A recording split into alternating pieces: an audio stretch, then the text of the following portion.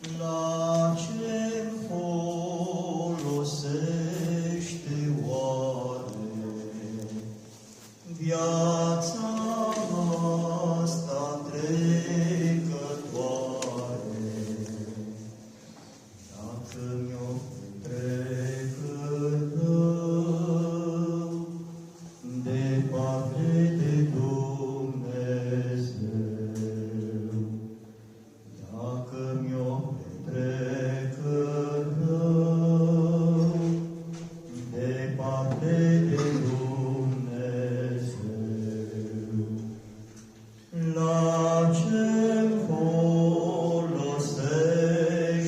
mie să fac mare bogăție, câtă vreme eu trăiesc fără Fiul cel Ceresc, câtă vreme eu trăiesc fără Fiul cel Ceresc.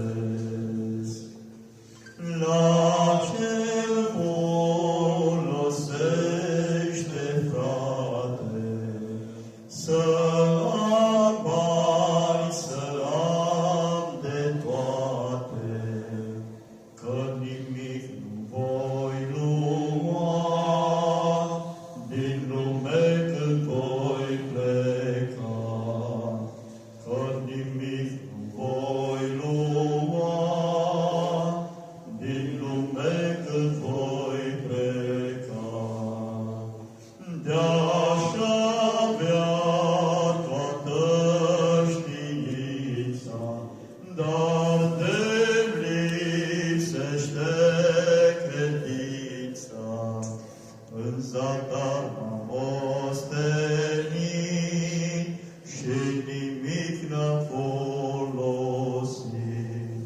În zadar m-am ostenit și nimic n-am folosit. De-aș ști